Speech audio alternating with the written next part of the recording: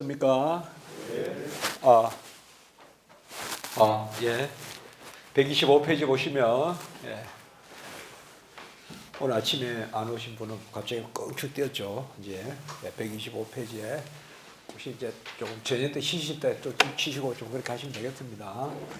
예, 아까 사도는 경계가 없고 목사는 주어진 지교에 그래서 자기에게 맡겨진 양떼를 섬긴다. 이런 부분 말씀을 했습니다.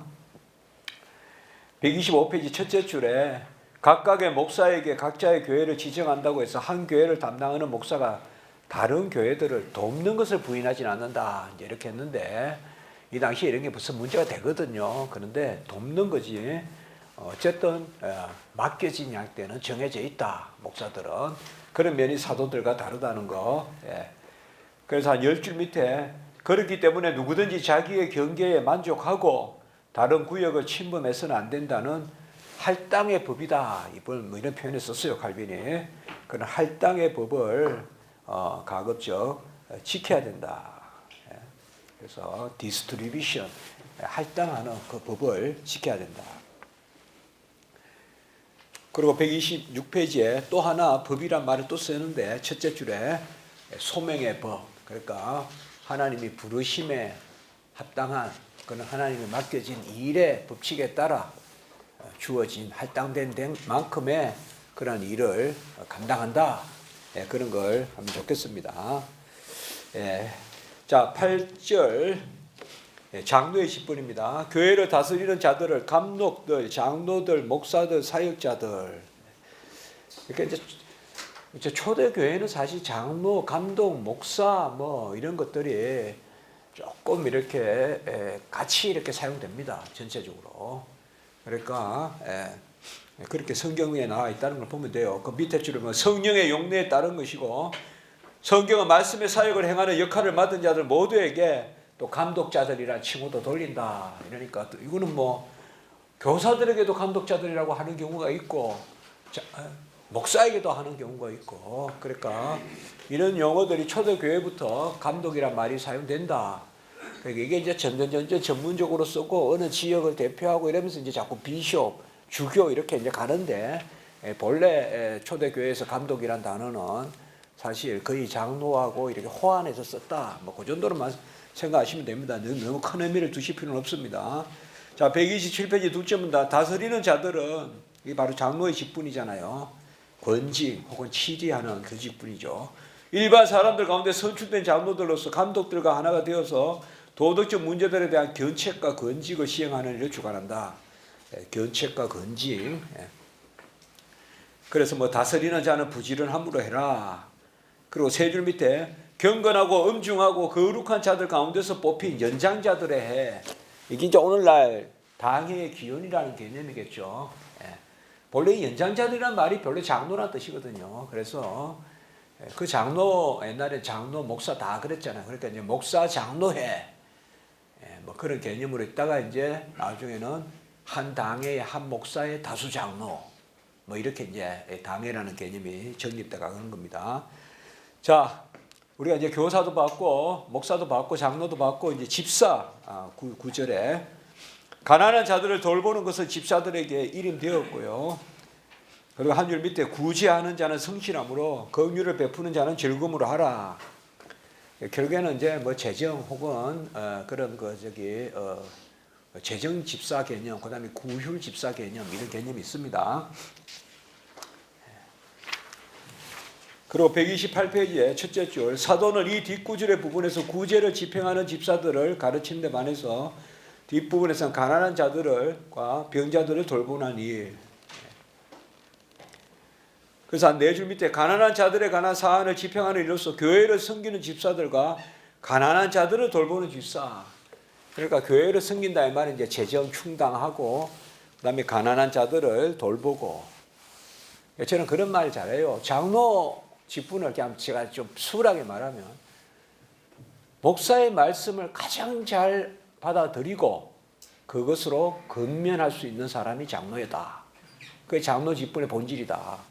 그게 이제 건진 개념이 있어요. 그러니까 강단의 말씀을 가장 잘 받아들이고 그리고 그 말씀에 기초해서 근할 수 있는 그게 장로다. 집사는 뭐냐? 자기 집 곳간에 쌀을 내서 병자들 찾아가서 주고 기도하고 그게 집사다. 그러니까 집사는 회개만 하는 게 아니라 재정을 책임지는 거예요.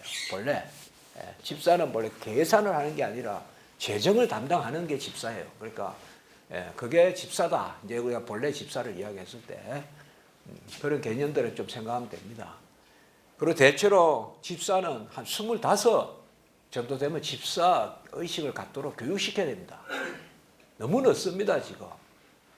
교회에 무슨 안수 집사 정도 돼야 이제 뭐 교회 재정을 좀 걱정하고 이렇게 하는 그건 너무 늦습니다. 청년부에 무슨 재정을 너무 보조하고 그거 좋지 않습니다. 청년 정도면 자기들이 자립하고 그렇게 하고 벌써 안수 집사 의식을 가져야 됩니다. 집사 의식을 가져요.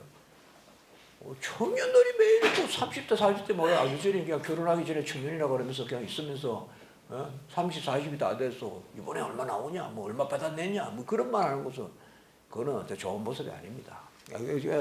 여기 있는 기초에서 그런 거예요. 그러니까 본래 옛날에 장로라는 것은 나이가 이제 연세가 있고 이제 그런 개념이 맞는데 이제 노동이 어렵고 그런데 집사는 이제 노동을 담당하고 옛날에 연령이 좀 빠릅니다. 우리나라도요 좀 빠릅니다, 여러분들. 옛날에 무슨 판선이 다 나이가 어립니다, 요새보다. 평균 수명이 짧으니까요.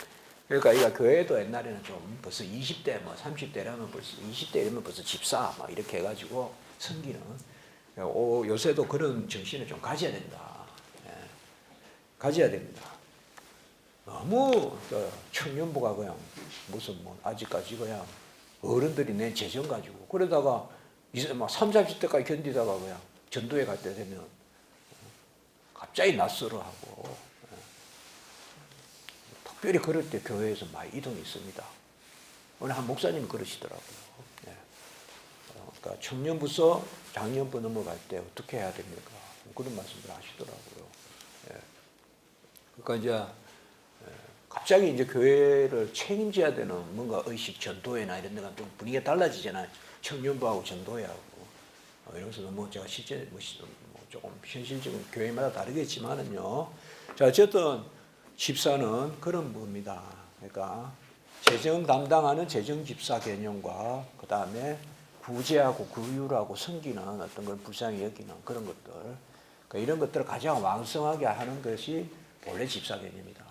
장로는 어떤 재정 충당 이게 1차적인 게 아니라 그걸 성도로서 감당해야 될 건 해야 되지만 말씀을 잘 들어서 건면하고 이런 부분들이 있어야 된다. 그때도 중심은 가져야 직분의 의미가 있으니까요. 특별히 집사는 우리가 디아코니아, 섬김 개념. 아까 제가 사귐을 디아코니아라고 했죠. 디아코니아가 아니고 그거는 코이노니아. 그렇죠. 사귐은 교제니까 코이노니아고, 요거는 집사는 디아코니아. 디아코니아는 이제 섬기는 거죠. 그래서 디아코누스 이라면 이제 집사거든요. 그래서 디아코니아, 섬김은 용어 자체는 한참 넓은 의미로 사용되지만 성경에서 이 용어는 구제하는 일을 처리하고 가난한 일을 돌보는 일을 주관하며 공적인 기금을 관리하는 청지기로서 섬기는 집사다. 각주 187에도요, 둘째 줄에 제가 썼죠. 제네바 교회에서 구제품을 분배하는 집사와 병자들을 돌보는 집사가 있었고요. 그리고 사도행전 6장 16절 이제 스데반 빌립 이런 분들 그 집사잖아. 집사 세운 거죠. 7 집사. 그곳에서 7 집사들을 집사라 부른다. 정확한 집사란 말은 여기에 정확하게 사용되지는 않았는데 칼빈의 주석에 보면 집사라는 개념을 7명 씁니다. 우리가 보통 7 집사라고 하잖아요, 우리는. 근데 본래 그 원어에 보면 집사라는 개념이 바로 안 나오거든요. 그런데 역시 칼빈도 우리가 번역하듯이 집사로 번역한다고 제가 여기 썼습니다. 자, 10절 모든 것을 품위 있게 하고 질서 있게 하라. 이게 가장 큰 원칙입니다, 교회에서. 그리고 세우기에 힘쓰라. 건덕 아까 그런 개념이 가장 중요합니다, 교회론에서. 그 밑에 보면 소명이 없는 자에게 공적인 직무를 맡게 해서는 안 된다. 만약 어떤 사람이 교회의 사역자로 역임을 받으려면 합당하게 소명을 받아야 한다. 각기의 소명은 응답해야 된다. 자기에게 명령된 역할을 받아들여 수행한다. 이 말은 calling, 소명이 calling이거든요. 혹은 vocation, 부르심, 예, 다 같은 이야기입니다. 하나님이 부르신 일이죠, 일. 소명이라는 것은 직분도 될 수 있고 또 구원의 소명도 될 수 있어요. 다 씁니다. 우리가 calling은 사실 하나님이 우리를 자녀로 부른 것에서도 쓸 수 있어요. 소명이란 말은. 그리고 직분을 주심에도 쓸 수가 있어요. 그건 좀 더 우리가 사명이란 말도 쓰는데 소명이란 말로 다 쓸 수 있습니다. 그러니까 한마디로 소명이 없는데 직분을 맡을 수 없다 이 말은 어렵게 생각할 것이 아니라 하나님이 주신 그러한 부르심이 없는데 어떻게 일을 하겠습니까? 그 말이죠. 우리가 분별하라 안 하라 이건 또 다른 문제고 하나님이 부르셨으니 일한다. 주의 일한다. 그런 겁니다. 저는 어쨌든 개인적으로 그 생각을 합니다. 제 스스로도 그렇게 자구치야 되겠지만 주의 일하라 할 때는 일단은 최소한 그 자리에서는 거절하지 마라. 최소한 하루라도 기도해보고 이야기해라. 중요한 그러한 하나님이 베푸시는 그런 은혜의 어떤 기회가 상실될 수 있다.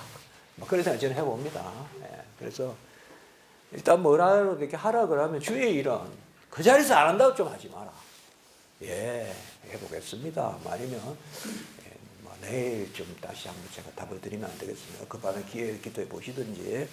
하여튼 하나님의 부르심에 대해서는 항상 우리가 버릇같이 아니요 할 때 평생 그런 일들이 쌓이면 언제 주의 일을 다 패싱하고 언제 할 것이냐. 사실 하나님이 일 시키면서 아까 우리가 온전한 말씀을 붙들고 내가 변하고 말이야.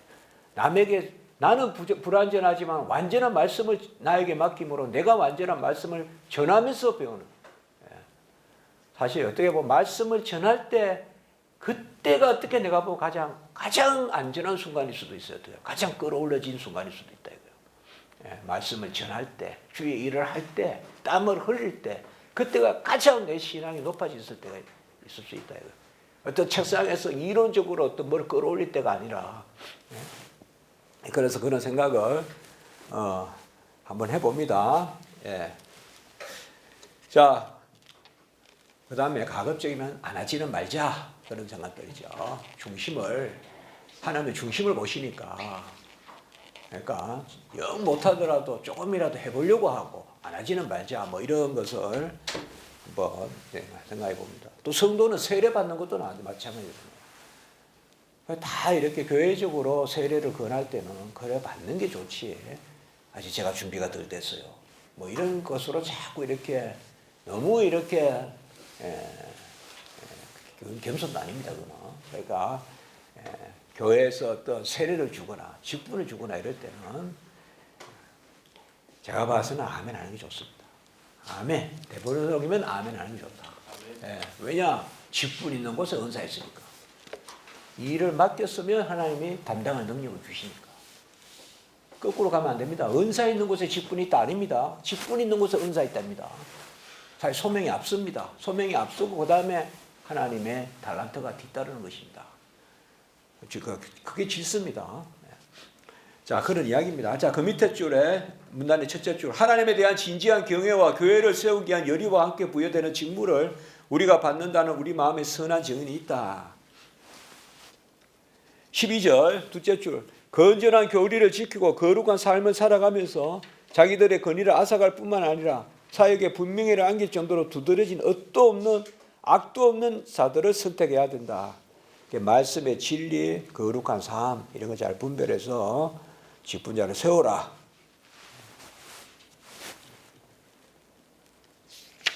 뭐 14절은 제목이 말하지만 하나님이 직접 세우셨다 이렇게 말하죠. 132페이지의 둘째 줄, 그 사도직인데 또 넷째 줄에 보면 주님 자신의 입으로 부름을 받고 임명되었다. 14절에 바울과 마띠아, 이게 12사도지 않습니까? 이런 것들. 그래서 133페이지에 거기에 14절의 둘째 줄에 둘, 넷, 여섯째 줄, 주님은 자기의 특별한 특권을 행하셔서 바울을 친히 지명하셨으나 교회적 소명의 규율을 활용해서 그렇게 하셨다. 이게 뭐예요? 아나니아를 보내서 안수도 시키고 뭐 이런 것들이 뭐예요? 그러니까 주님이 뭐 어디서 부르셨다 해서 교회 밖에서 불러가지고 뭐 키워가지고 파송한 게 아니라 이미 처음부터 교회적으로 이렇게 해서 그래서 아나니아를 보내고 또 기도하고 눈을 또 다시 뜨게 하고 비닐이 벗겨지게 하고 그 다음에 바로 다메섹에서 복음을 전하잖아요. 그러니까 이게 그 이야기입니다. 이게 지금 교회의 어떤 그런 것들이 움직이는 가운데 주님은 누구를 부르신다 이렇게 지금 이야기하는 거예요. 하여튼 뭐 산중에 혼자 부름을 받았다 하면서 그냥 고고 안에 있고 무슨 뭐 기도를 몇 번 했더니 뭐 하면서 신령하다 뭐 거기 가서 안수 받자 모이자 뭐 그런 거는 안 좋습니다. 그건 다 해입니다. 그리고 그건 다 거쳐갑니다. 그런 거 결과 좋은 적 본 적이 없습니다. 한때는 좋은 것 같은데 다 끝이 안 좋습니다. 안 좋습니다. 자, 134페이지 셋째 줄. 이와 같이 선택된 것에 대한 하늘로부터 내려온 확실한 증언이 있었다고 할지라도 교회의 제도는 결단코 무시되지 않았다. 하나님의 어떤 부르심, 하나님의 부르심이 확실해. 교회 안에서 일어난다 이 말이에요. 그 말이에요. 교회를 떠나서 있는 게 아니라. 그 말입니다, 지금. 135페이지 둘째 문단 둘째 줄. 바울은 회중의 투표를 통하여 감독들을 선출했다. 이건 뭐 지금도 마찬가지죠. 직분자들을 선출할 때. 그래서 각주 196도 한번 볼까요? 여기서 테카이어라는 말은 헬라 캐리오 이런 말은 손이라는 뜻이 들어있어요. 이 단어 안에. 그래서 거수로 했다는 것을 의미한다. 그리고 이제 이 말씀에서 테카이어라는 말이 바로 손을 들었다는 뜻이에요. 케이로스 이게 손을 들다. 그래서 그 당시에 손을 들어서 의사를 표현해서 뽑았다. 밑에도 다섯째 줄 135 선지자의 임명이 모든 사람의 증언에 따른 검토를 통하여 공정하고 합법적이게 되려면 학계 찬이하는 회중에게 필히 공지돼야 된다. 로마 캐톨릭같이 그냥 지명식으로 임명식으로 해서는 안 된다 이 말이에요. 우리는 공동의회나 이런 데 다 결의를 하잖아요. 그런 부분들. 그리고 선포하고요. 자, 16절. 사역자를 세우는 의식, 예식에는 안수 외에는 없다. 다른 의식은 없습니다. 안수밖에. 우리 안수례라고도 하는데요. 안수밖에 없다. 그럼 안수는 뭘까? 자, 둘째 줄. 사도들이 어떤 사람을 사역에 내보낼 때 한 의식은 안수밖에 없다. 로마 캐톨릭은 여기에 또 성례 개념을 적용해서 신분성사라고 한다 그랬죠. 직분 주는 것도 성례다. 그런 거 없다 이거예요. 우리는. 안수례밖에 없다. 그러니까 밑에서 셋째 줄. 안수는 사도들이 누군가를 교회의 사역에 부를 때마다 거행한 거룩한 예식이고 사도들은 목사들과 교사들과 집사들을 성별하였다. 사실 안수는 누가 한다? 사도들이 했다. 오늘날 누가 한다? 목사가 한다. 자, 137페이지 셋째 문단. 마지막으로 우리는 무리 전체가 아니라 목사들만 안수했다는 사실을 받아들여야 했다. 두 줄 못해 여러 목사들이 안수를 했는지는 확실하지 않다. 요새 우리가 노예나 이런 데 목사 안수 줄 때 보면 이제 다 올라오셔서 여러 목사님들이 안수하기도 하죠. 그게 필히 그렇게 했는가에 대해서는 언제나 그렇지는 않다는데 어쨌든 뭐 네 줄 밑에 나는 바울이 다른 서신에서 장로의 해의 안수, 이게 이제 오늘날 말하면 이제 당회 이런 개념이라고 보는데요. 마치 장로들의 모임에 대해서 말하는 듯이 받아들이지 않고 임명 자체를 칭한다고 이해한다. 그래서 장로의 해라 해서 장로 모임이 안수하는 게 아니라 결국은 그런 안수례에 따라서 그렇게 한다. 목사의 안수 그런 개념입니다. 그래서 204도 동그라미 치면 되고요. 자, 그 다음에 4장입니다. 이제 그러니까 4, 5, 6, 7장은 주로 교황제 또 교회의 역사 이런 거 말씀하신다 했죠. 그래서 이 부분은 고대 교회의 상태와 교황제 이전의 통치. 교황제 이전은 그래도 온전했는데 이제 교황제가 점점 되면서 이제 교회가 이제 자꾸 힘들어지는 거다. 이제 그 이야기하고 있습니다. 지금 여기서. 예. 그래서 여기 15절을 또 이렇게 나누었죠. 예. 뭐 금방 보면 돼요. 여기도 1절 성경 말씀에 기초한 고대 교회 직지하면서 쭉 했습니다. 자, 4장도 보겠습니다. 140페이지에 일단 제목이 성경의 순수한 말씀에 따른 고대 교회의 직제. 그러니까 이제 고대 교회는 성경의 말씀에 순순히 따르렀다. 거기 보세요. 고대 교회는 어떤 모습이었었냐. 셋째 줄에 141페이지 첫째, 장로들의 직제 가운데서 일부는 목사와 교사로 선택되었다. 그러니까 이게 뭔가 하면 크게는 다 장로 혹은 감독 중에 일부는 다스리는 자, 일부는 선포하는 자, 일부는 가르치는 자 이렇게 됐다 이 뜻이에요. 그래서 다스리는 자는 이제 바로 그것만 특화해서 하는 것은 바로 장로, 또 그다음에 설교 중심으로 뭐 강독권 뭐 아까 얘기해서 목사, 그다음에 교사. 그러니까 어쨌든 교사도 처음에는 본래 그렇다고 했어요. 아까 제가 교사는 어느 정도냐 그냥 장로, 목사, 교사 다 크게 장로라고도 부르고 이 세 살 앞에서 장로라고도 부르고 감독이라고도 부를 수 있고 그런 것이다. 뭐 마치 뭐 그냥 교사는 그냥 뭐 집사가 아니어도 교사다. 교사로 세우긴 하는데 그 교사는 교사가 아닙니다. 우리 집부에서 말하는. 자, 둘째, 나머지 장로들은 도덕적 비행에 대한 견책과 교정을 맡아서 수행하였다. 자, 첫 번째는 목사, 교사고 둘째는 누굴까요? 장로죠. 그 다음에 집사들에게는 가난한 자들을 돌봄과 구제품의 분배가 맡겨졌다. 그래서 결국 첫째, 둘째, 셋째에서 몇은 직분론이야? 4직분론이 형성이 되죠. 4직분론. 목사, 교사, 장로, 집사. 목사, 교사, 장로, 집사. 2절. 가르치는 직무가 명령된 자들은 모두 장로로서 임명되었다. 그러니까 장로 중에 교사가 있었다. 오늘날 개념을 생각하시면 안 돼요, 여러분들.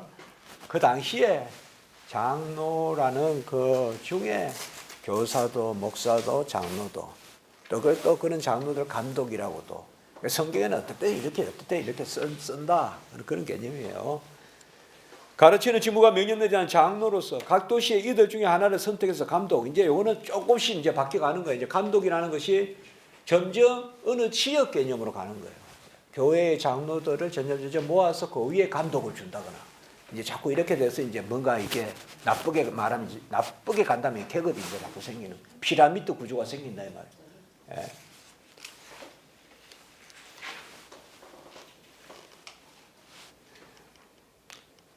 142의 마지막에 그 당시 각 도시에는 목사들과 교사들로 구성된 장로들의 모임이 있었다. 이거는 오늘날 당회하고는 조금 다르죠. 다수 목사와 다수 장로들의 모임이 있었다. 그러나 이게 이제 오늘날의 당회의 기원은 된다고 볼 수 있겠죠. 칼빈 시대 때도 다수 장로와 다수 목사들이 모여서 콘시스토리라고 해서 제네바 콘시스토리 유명한 거 있잖아요. 오늘날 당회의 기원이 되는 그 모임이 있었거든요. 노회라고 해석해야지 응? 노회. 노회하고 해석은 좀 달라. 노회하고 달라. 장로, 목사가 같이 있는 거라. 그러니까 노회 개념을 볼 수는 있는데 노회하고 달라. 왜냐하면 교회들의 집사는 아니기 때문에. 이게 논쟁할 때 칼빈학교에서도 예전에 그걸 컨시스토리를 노회로 할까 당회로 할까 하는데 저는 그 부분을 노회로 해석하는 것이 좀 더 장로교 정치 체제를 할 때 좀 더 낫지 않을까. 그거는 노회로 하진 않아요. 그냥 목사 장로회 이 정도로 그냥 번역해 버립니다. 목사 장로회, 목사 장로회. 그러니까 그것은 물론 노회에 그로부터 어떤 그런 개념으로 그 당시에 이제 예컨대 어제도 이야기했지만 막달렌 교회라든지 뭐 그게 제르베 그 다음에 제네바 이런 교회들이 이렇게 해서 그게 하지만 어쨌든 오늘날로 말하는 당회에 가까워요. 당회에 가까운데 컨시스토리 구성이 목사들도 있잖아요. 목사들 다수가 있지. 그렇기 때문에 그거를 노회의 기원으로 장로교 정치 체제에서 그렇게 많이 보는데 번역할 때 그거를 세 가지 둘이에요. 장로 법원, 뭐 장로 회의, 또는 당회, 노회. 그래서 저는 노회로 번역을 해왔거든요. 그게 좀 낫지 않나? 몰라.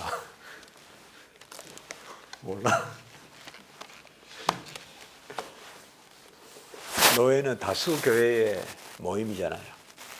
근데 이건 어쨌든 그 당시에 교회가 아직까지 각 지교회에 한 목사님들이 계셔서 당회 그 개념은 분명히 아니에요. 그 당시에는.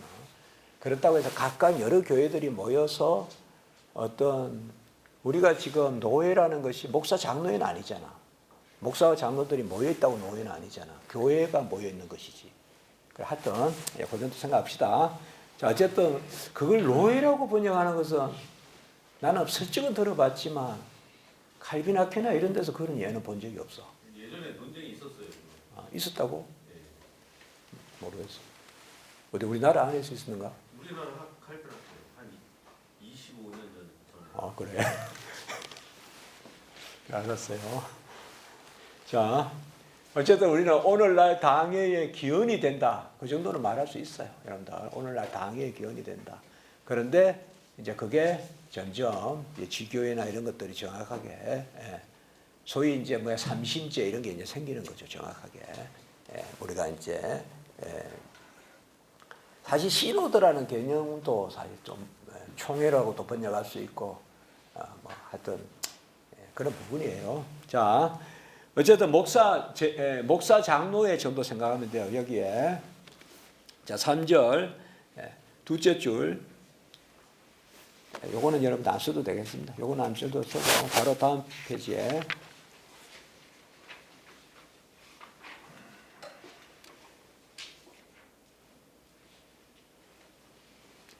(144에) 한번 보세요. 144에 둘째 문단에 하나, 둘, 셋, 넷, 다섯째 줄. 교회가 거의 붕괴되어 고대의 순수함을 많이 잃어버렸던 그레고리우스 시대에도 감독이 강론을 거부하는 것은 용인되지 않다. 이제 그레고리우스가 거의 초대 교황이거든요. 그러니까 보면 그쪽으로 가는 시대인데 이때도 감독이 강론을 거부하는 것은 용인되지 않았다. 자, 그 밑에 마지막 봅시다. 그러니까 처음에는 장로와 감독, 교사 이런 분들, 그러니까 용어에 여러 의미가 있다고 보면 돼요. 이거 너무 나이브하게 볼 필요는 없어요. 이쪽에 너무 예민하게 볼 필요는 없어요. 마지막 줄 144에 교회가 오랫동안 견지했던 바 감독이 해야 할 어떤 가는 역할은 자기의 회중을 하나님의 말씀으로서 먹이는 데 있다. 건전한 교리로서 공적으로나 사적으로 교회에 덕을 세우는 데 있다. 감독, 장로, 활동, 목사, 교사 이런 부분들은 그때그때 잘 정확하게 파악해서 성경을 읽을 때도 읽으면 되고요. 그렇게 적용하면 돼요. 하나 조심할 건 그때 용어를 지금 용어같이 자꾸 연결시켜서 지금 관점으로 그 성경적인 용어를 자꾸 해결화시켜서 봐라, 뭐 목사도 장로로부터 나왔다. 그러니까 장로가 앞선다. 이렇게 하는 거는 말이 안 된다 이 말이에요. 근데 그런 것은 안 됩니다. 그는. 자, 그다음에 4절. 여러 감독들 중에 대감독을 두었고 첫째 줄에 니케아 회의에서는 대감독보다 총대감독. 여기서 이제 동방교회 이제 뭐 총대 주교, 뭐 총대 감독. 동방은 감독이라 그러잖아요. 서방에서는 주교라 그러고 총대 주교. 총대 주교 중에 총대 주교가 뭐라 로마 대주교 뭐 이렇게 자꾸 가는 거예요. 이제 자꾸 계급이 생기는 거예요. 이제. 그래서 마지막 줄 볼까요, 그냥 계급. 하이어르키. 이게 이제 교계라고 했죠. 교회 계급제도. 로마 캐톨릭의 교계제도. 교회 계급제도. 자, 5절 둘째 줄. 집사들은 신자들이 날마다 바치는 예물과 연간 수입을 받아서 올바른 곳에 사용하는 일을 맡았는데 감독의 판단을 쫓아서 사역자들과 가난한 자들을 돌보는데 얼마를 할당해서 지출하는 일을 맡았다. 그 다음에 147의 둘째 줄에 뭐 부집사, 그 다음에 둘째 문단에 부감독, 이제 이런 것들이 이제 로마 캐톨릭은 다 있어요. 이런 것들이 이제 하나씩 직분이 생기는 거예요. 계급같이. 우리는 그냥 참조만 하면 돼요. 이런 거는. 바로 7절로 넘어갑니다. 자, 교회의 수입을 4가지로 할당해서 사용해라. 이런데. 밑에서 넷째 줄 149에 교회의 수입은 4부분으로 성직자들을 위하여 한 부분, 교회 내 가난한 자들을 위하여 한 부분, 교회당과 건물의 처소 수리를 위하여 셋째 부분, 또 그렇게 한 부분, 교회 바깥과 공궁에 빠진 자들을 위하여 넷째 부분인데 이 마지막 4번째 부분은 감독에게 돌리는 교회법이 없지 않지만 내용에 있어서 내가 말한 사부법과 전혀 다르지 않다. 그러면 칼빈이 말하는 이 사부법은 뭐냐면 쉽게 말해서 교회 유지하는 데 4분의 1 쓰고 뭐 여기 막 수리하고 마당 뭐 관리하고 뭐 했던 이런 거 그다음에 교회 직원들에게 4분의 1 쓰고 그 당시에 어떤 말씀 전하는 물론 뭐 그다음에 4분의 1은 교회 내 구제 교회 안에 가난한 사람에게 4분의 1 쓰고 그 다음에 4분의 1은 교회 바깥 구제 뭐 대민 구제라고나 할까요? 그 당시에는 뭐 다 어쨌든 이 교회 저 교회 다녔겠죠. 그 당시에는. 요새는 이제 바깥이라는 교회 안 다니는 사람들도 있고 그럴 텐데 어쨌든 기본 정신은 이렇습니다. 이것도 너무 그 당시의 것을 지금 당겨서 말할 수는 없어요. 그 당시는 뭐 사실 국교 체제라고 봐도 되고 뭐 정치 구조 말고 어쨌든 전체 다가 믿으니까 그런 개념이고 또 교회가 어느 정도 갖추진 가운데서 당장 우리가 건축을 시작해야 된다 이런데 이걸 적용할 수는 없잖아요. 거의 뭐 그런데 우리가 다 이렇게 매여야 되잖아요. 그리고 뭐 지금 너무 열악한데 개척하는데 교회사 목사님이 계신데 개척교회 목사님 계신데 4분의 1 이것도 할 수도 없는 거잖아요. 그러니까 다만 큰 기준은 이렇게 잡아놓고 있다는 것을 기억하시면 되겠어요. 그래서 4분의 1은 소위 성직자, 4분의 1은 교회 유지, 4분의 1은 대내 구제, 4분의 1은 대외 구제. 그런 원칙을 정했다. 이렇게 하시면 되겠어요. 그래서 교회는 사실 가세 안 해도 이런 정신만 봐도 이미 25%가 구제로 나간다고요. 그러니까 이런 거기 때문에 종교인 가세 같은 것에 대해서 안 하는 거예요. 그 독일의 종교인 가세 이런 건 다른 거 우리하고는요. 그게 오히려 국가에서 도와주는 거예요. 그래서 셀러리를 주는 거기 때문에 우리하고는 달라요. 국가에서 주는 셀러리에 가세하는 것과 성도들 헌금으로 하는 그 사례비하고는 다르죠. 이런 것들 제가 하여튼 어쨌든 우리나라는 이승만 대통령 때부터 종교인 가세가 없었어요. 그 항성수 이런 분이 안신도 교회 그분이 목사까지 하셨나요? 그렇죠. 항성수 그분이 가장 영어를 잘했고 이승만 그 박사 하여튼 총회를 받았다잖아요. 그분이 그 한국 헌법 만들 때 간이했거든요. 항성수 박사. 맞죠? 그게 후손들이 제가 안신교회 선교 때 그때 장로님도 계시고 했었어요. 그래서 뭐 저는 그때 그 이야기 한 거예요. 그 열리토론인가 그것도 하고 또 뭐야 끝장 토론인가 뭐 중앙일보 이런 데 글도 썼었는데 그때 그 이야기 한 거예요. 이렇게 고급스러운 선진적 의식으로 우리나라가 이 교회에 대한 그러한 가세 이런 것들 정책을 펼쳐왔고 그래서 교회가 얼마나 많이 사회적으로 지금까지 공헌해 왔냐. 얼마나 교회가 구제를 많이 하고 사회에 도움이 되고 지금도 북한 이런 데를 얼마나 많이 돕냐. 실제로 보니까 보수 교단이 가장 많이 돕더라고요. 저기 북한 이런 데를. 그런데 그 세금 몇 프로 걷어가지고 그 당시에 뭐 3천억이 남는다든가 그렇게 이야기하던데 그거 가지고 이게 사회적으로 되겠냐. 뭐 하여튼 그런 말 했어요. 자, 어쨌든 너무 이런 거를 봐라 4분의 1 막 이렇게 하면 안 됩니다. 아셨죠? 교회 가가지고 그냥 50% 구제해야 됩니다 하고 이러면 안 됩니다. 여러분들. 자, 151페이지에 거기 재미있는 말이 있으니까 한번 펼쳐봅시다. 6째 줄 밑에 아미다의 감독 아카티우스 수많은 페르시아 사람들이 기근으로 인하여 거의 죽어갈 때 자기의 선지자들을 불러 모아서 이건 유명한 이야기예요. 아카티우스 누군지 몰라요 저는. 그렇죠. 유명한 이야기예요. 그 밑에 봅시다. 우리의 하나님은 접시도 잔도 필요하지 아니하십니다. 그는 드시지도 마시지도 않기 때문입니다. 라는 말을 남겼다. 그리고 불쌍한 사람들을 먹일 음식과 그들을 살려낼 몸값을 마련하기 위하여 교회 기명들을 금기명들을 녹였다. 사람들이 죽어가는데 교회 성찬식에 황금을 가지고 할 일이 뭐냐 이 말이에요. 예수님 마가다라바에서 황금 금잔을 썼을까요?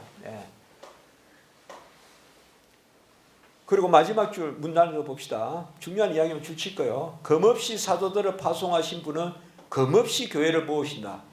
이것도 재미있는 표현이죠. 처음부터 교회는 헌금으로 움직인 데가 아니다.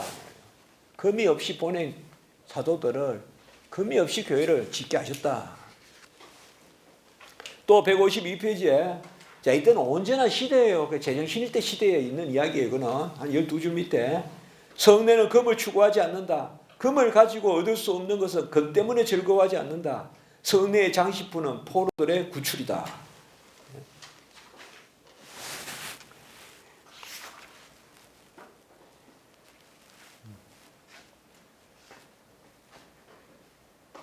이러면서 이제 암브로시우스 이런 제 유명한 이야기입니다. 예. 성내가 금을 추구하는 게 아니잖아요. 금을 가지고 얻을 수 없는 것은 금으로 만족하지 않는다. 그런 이야기입니다. 자, 9절. 그래서 칼빈이 이게 어거스틴 이야기했듯이 물질 앞에 마음 빼앗기지 않는 사람 없다.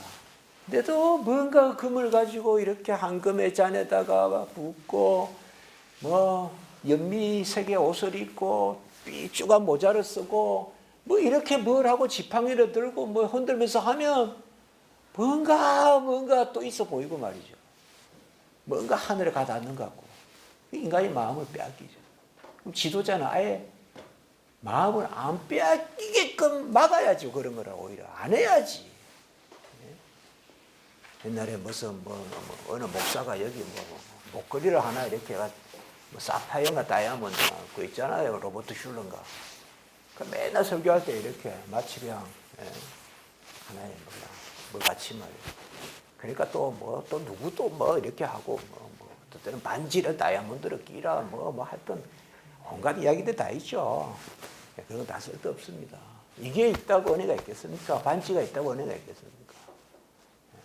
희한한 그런 이야기도 다 있어요. 자, 어쨌든 없는 걸 만들어요. 로마 캐톨릭에 160페이지 14절 마지막 줄 임직의 의미, 임직의 의식에 대해서 라틴어로는 이런 서품, 오르디나치오 이게 오디네이션인 거예요. 이게 안수라는 개념도 돼요, 여러분들. 오디네이션이 안수잖아요. 본래 안수는 손을 얻는다는 뜻이에요.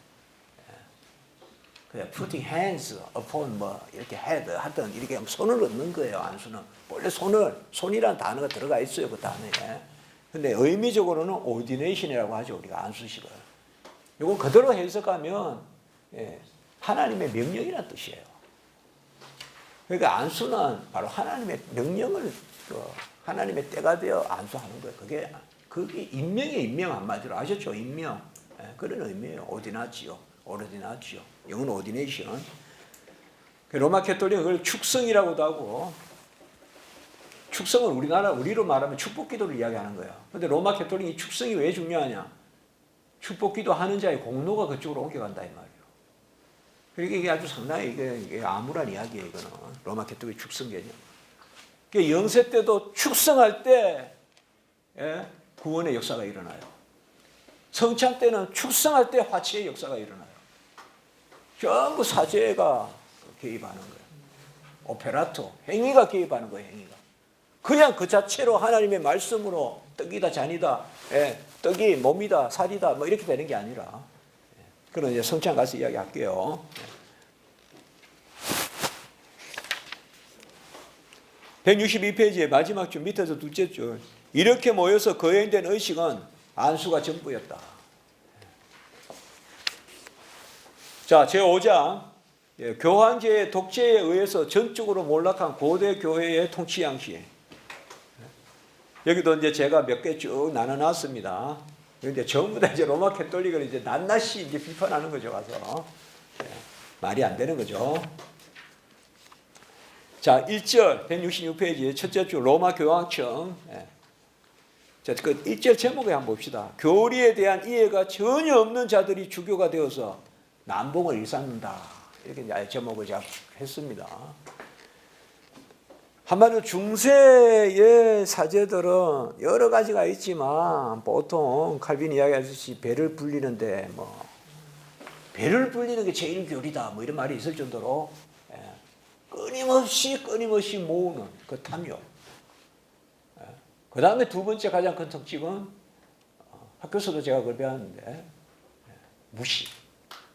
모른다 이게 아무것도. 자기 이름도 못 쓴다 이거. 그런 것들이 그러니까 실제로 엄청 무시했다 이거예요. 로마교토 사제들이. 자, 그러니까 여기 그 이야기예요. 교리에 대한 이해가 전혀 없다. 168페이지에 선거할 권리를 회중에게서 성직자들이 앗아간다.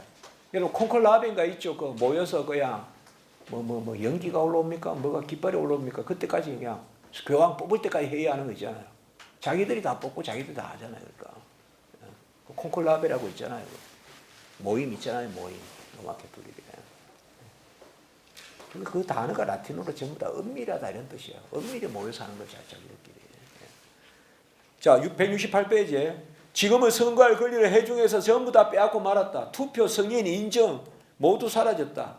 모든 권세가 참사회원들에게. 이게 이제 그거예요. 참사회원들. 이 사람들이 이제 실권자들이거든요. 이 사람들이 무슨 드라마나 이런 데 보면 이제 교황청에 뒷골목 하여튼 그럴 때 나오는 사람들 이런 사람들이 이 사람들이 깡패들하고 결탁을 한다든지 그런 거 있잖아요. 그런 거 하느냐고. 실제로 보면 왕보다 더 힘센 무슨 이조판서 이런 거 있잖아요. 그런 게 이 참사위원들이에요. 참사위원들.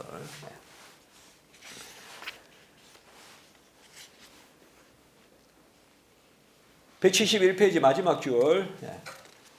그러나 이는 목회의 직무가 실제로 수행되지 않는 자에게는 그 직무를 수행할 장소가 아직 정해지지 않은 자에게 서품을 금지한 칼케톤 회의의 결정과 배치된다. 이 말은 직분 없는 곳에 안수 없다. 우리도 이게 원칙이거든요.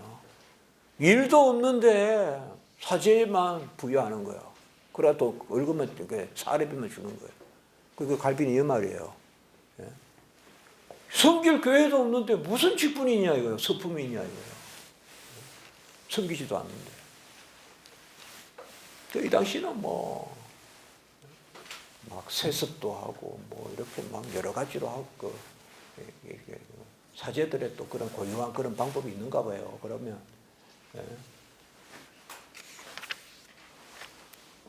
자기가 어느 교회의 사제인지도 몰랐다 이거예요. 사제들이 돈만 받고 어느 교회. 그래 사냥하다가 그냥 무슨 꽁인가 맹가 한 마리가 들어가니까 거기 들어가니까 누굽니까 이하니까 아이고 드디어 기다렸던 분이 오셨다 이거야. 무슨 말이냐니까 당신이 우리 교회의 사제다 이거야. 그런 말이 있어요. 그러니까 아무것도 모른다 이거야.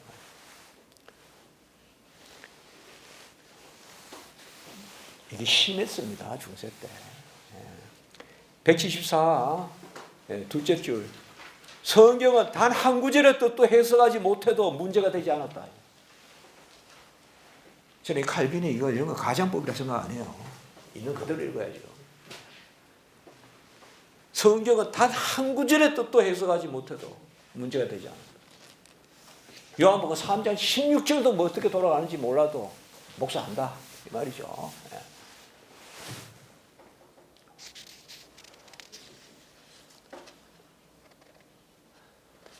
175도 한번 보세요. 둘째 문단. 첫째 줄. 단언컨대 오늘날 교황제에서 부여되는 성직록은 이거 우리로 말하면 성직록은 그야말로 사례비예요. 고대 교회가 성직 매매라고 규정했던 그런 성직 매매에 해당하지 않는 경우가 100에 하나도 되지 않는 거예요. 전부 다 돈 주고 판다 이 말이에요. 그 당시에 칼빈 시대 때 돈 주고 사고 파는 그거다 이거예요. 8절 177페이지에 둘째 문단. 로마 교회에서 선출되는 사제들 중에 얼마는 수도사들이고 얼마는 제속 신부들이다. 이 당시는 그냥 특별히 종교개혁 때는 수도사들이 그냥 이제 완전히 악건이에요 다. 항상 보면 옛날에 그런 말이 있어요. 교회가 타락하면 짐을 싸기 시작한다. 어디로 가냐? 수도원으로 간다 이거예요. 그건 좋을 때 이야기예요. 교회가 세속주의로 타락하면 한쪽에서는 짐을 싸고 수도사로 가는데 그래가지고 구석에 가서 혼자 이제 기도하고 그건 좋은 생각인데 이제는 수도원이 교회를 지배해버리는 거예요. 그래서 무슨 수도회 출신, 무슨 프란시스코 수도회, 도미니크 수도회 알잖아요, 여러분들. 수도회가 뭐 하는데요? 교회 정치하는 데가 아니잖아요. 근데 이제 아니 수도회가 그냥 집권해 버리는 거예요. 지금 그 이야기를 하는 거예요. 얼마나 제속 신부다 이 말은 속세에 속한 신부들이다. 여자 중간하게 하는 게 불교도 무슨 있잖아요. 대처성인가 뭔가 있잖아요. 나 아내를 둔 그 중들 있잖아요. 자, 180페이지에 하나, 둘, 셋, 넷째 줄요. 넷째 문단, 죄송해요. 넷째 문단, 셋째 줄. 미사로 장사를 하는데 불과한 모든 사제.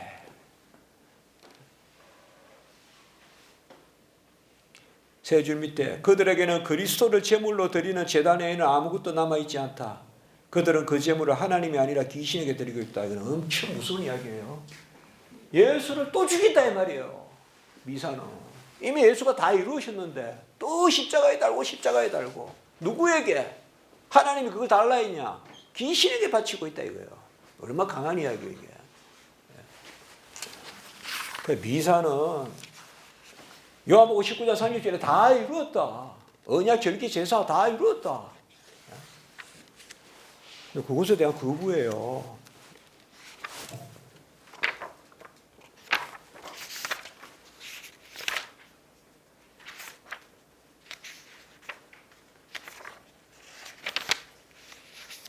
자, 그 다음에 183페이지예요. 이제 점점 이게 이제 교회가 이렇게 자꾸 한 봐요. 매간, 매직, 뭐 팔고 주고 이러다 보면 이제 쏠리잖아요. 거강꾼이 생길 거고, 그 자꾸 건세가 모이잖아요. 안 그렇습니까? 저 조계종인가 저도 무슨 뭐 그런 건 야단 그거 아니면 뭐 불교 일은 알 바가 아니지만, 거기도 전부 다 그냥 왔다 갔다 하면서 그냥.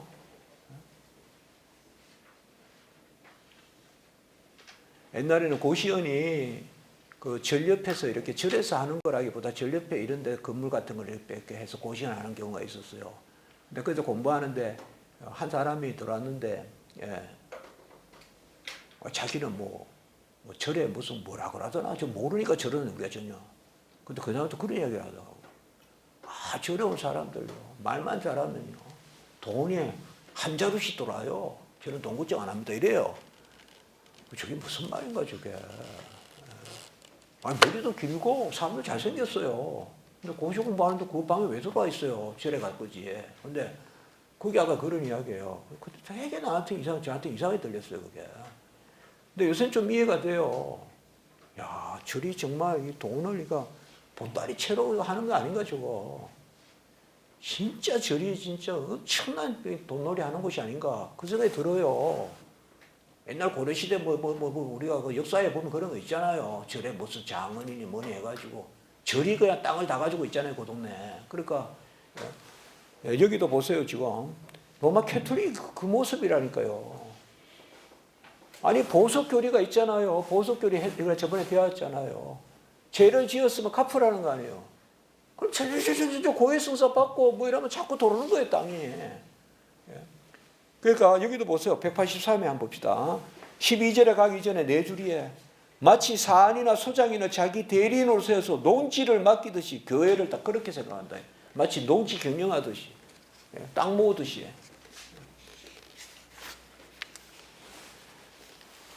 켈빈이 괜히 이야기했겠습니까?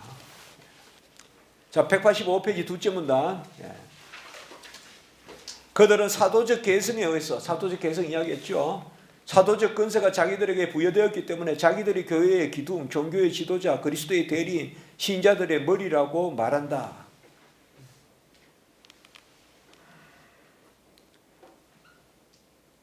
그 밑에 문단. 우리는 그들의 통치를 즉 그리스도의 독재라고 선언하지만 그들은 그것이 위대하고 거룩한 사람들의 빈번한 천송을 자아냈던 교계 제도로서, 이때 계급 개체라고 했어요. 교회할 때 교자고 교회의 계급 제도라는 뜻이에요.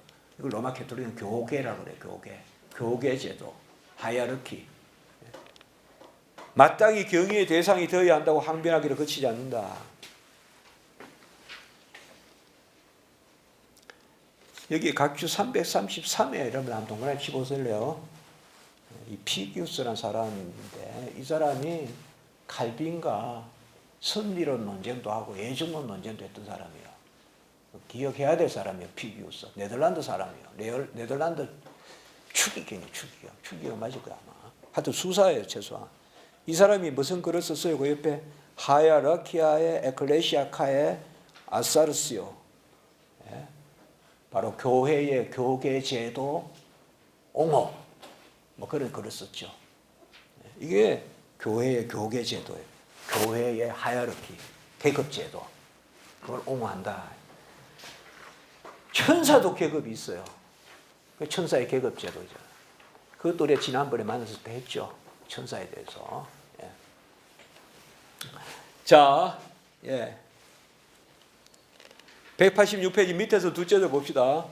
고대의 교회법에 따라서 행위를 판단하면 주교 가운데 한 사람조차도 교구 사제 가운데 100의 하나조차도 출교가 아니면 면직이 하는 형벌로부터 자유롭지 못하다.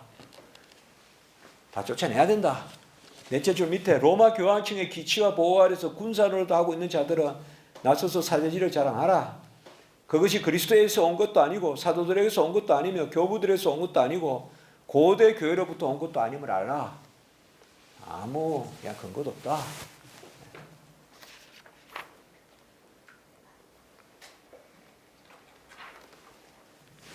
188페이지 넷째 줄.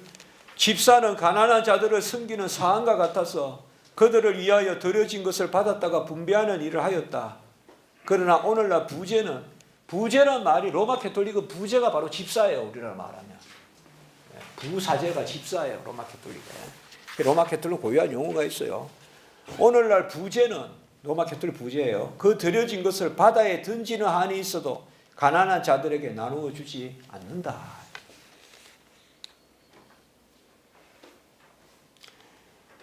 188회 밑에서 둘째 줄. 적어도 교회 재산의 절반이 구제로 지출되었던 가난한 자들에게 지금은 동전 하나도 돌아가지 않는 것이 현실이다.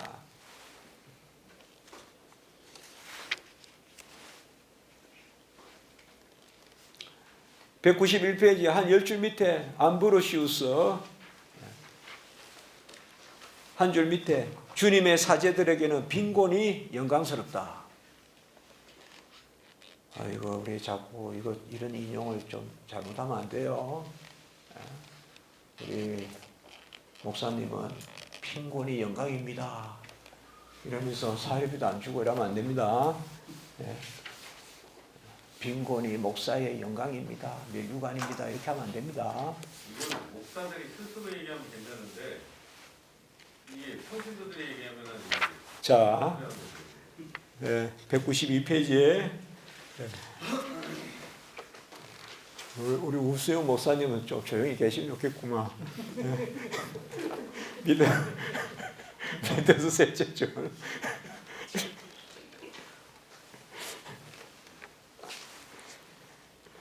이거 우수영에서 모임을 해야 되겠다는 거야. 받아보면서. 아멘해요. 아멘. 아멘 했어. 밑에서 셋째 줄. 제가 그려진다니까요. 진도 왔다 갔다 해서. 진도에 제가 진도 그 개척교회 가가지고 그 뒤에 산에 더 가갖고 갈 데가 없잖아요. 어느 성도님 집에서 잤어요. 저하고 같이 갔던 전도사님들은 그 교회 안에서 잤고. 그런데 한테 기억이 많이 나요. 근데 그 사모님 사택이 얼마나 좁은데 아이들 둘이 있었는데 거기서 또 막 맛있는 걸 해주시는 얼마나 맛있던지 막 그냥 뭐 이렇게 해물어 가지고. 그때 제가 농협에 가서 그냥 가봤던 기억이. 그래도 아는데 농협 기억이 좀 났어요. 그때 무슨 돈 찾을 일이 있어갖고. 그 다리 건너서 있다는 거 아니에요 지금? 건너기 전이 이쪽에. 이쪽에서 건너기 전이고. 난 계속 그쪽에서 자꾸 생각하는 거니까. 진도에서 이쪽으로 넘어가서. 그래도 참 대단합니다. 자, 밑에서 셋째 줄. 교회의 제사는 그리스도께 드려진 것이므로 그의 뜻에 부합하게 사용되어야 한다.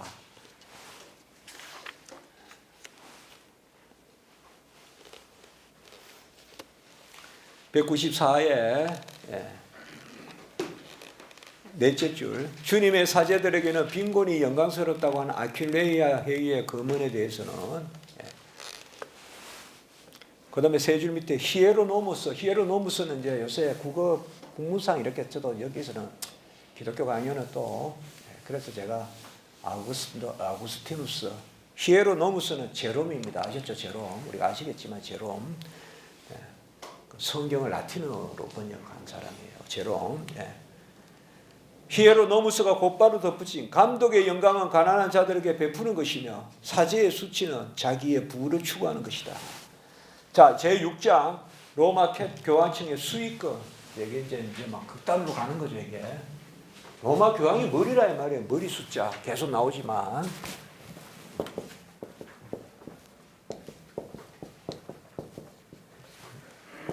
로마 교황이 어떻게 머리겠냐. 우리는 우리에게 유일하신 머리가 그리스도니까. 그리스도, 머리신 그리스도. 어제 교회의 본질할 때 머리인 그리스도, 지체들의 성도들의 연합 이렇게 했잖아요. 네.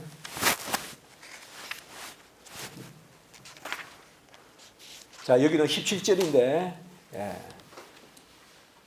제일 처음에 역시나 1절에서 7절은 베드로가 머리다. 그래서 베드로를 잇는 교황이 머리다. 이제 이렇게 논법을 펼친다는 거고요. 그거에 대해서 이제 반론은 8절에서 10절까지는 유일하신 중보자 그리스도가 유일하신 머리다. 그 다음에 11절에서 17절은 바로 베드로에 대한 역사 왜곡. 분명히 왜곡을 하거든요. 베드로를 소위 신격화까지라고 말하면 뭐 그럴까 어쨌든 몰라도 베드로가 사는 집은 제1의 거룩한 땅이고 막 이렇게 막 가는 거죠. 여러분들 저기 가버나움이라는 게 가보면요, 그 있잖아요, 베세다 가버나움 이런 거. 가버나움에 꼭 가볼 텐데요. 저기 이스라엘 갈릴리 가시면 가버나움 회당에 보면 가버나움 회당에서 주님께서 가르치셨잖아요. 요한복음에 나오잖아요. 회당이 아직까지 아주 잘 보존돼 있어요. 기둥도 있고요. 그리고 거기서 조금 내려오면 베드로의 집이라고 있어요. 거기도 역시 거룩한 땅이죠. 로마 캐톨릭에서는 거기가 일대 교황의 처소니까. 그래서 거기서 같이 살았다. 장모 뭐 이렇게.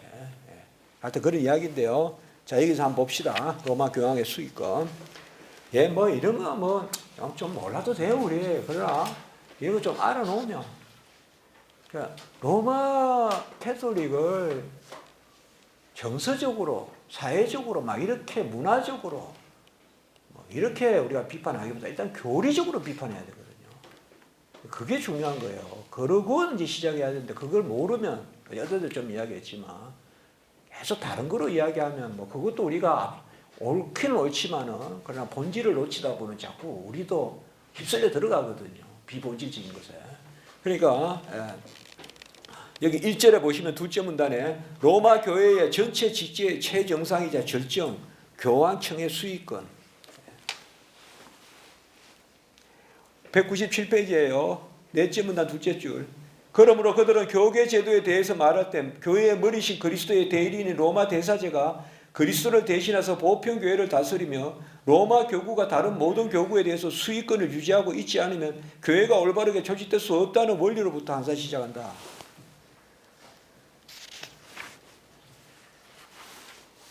어떻게 보면 동서고금을 통하여 최고의 종교 기만 행위가 아닌가.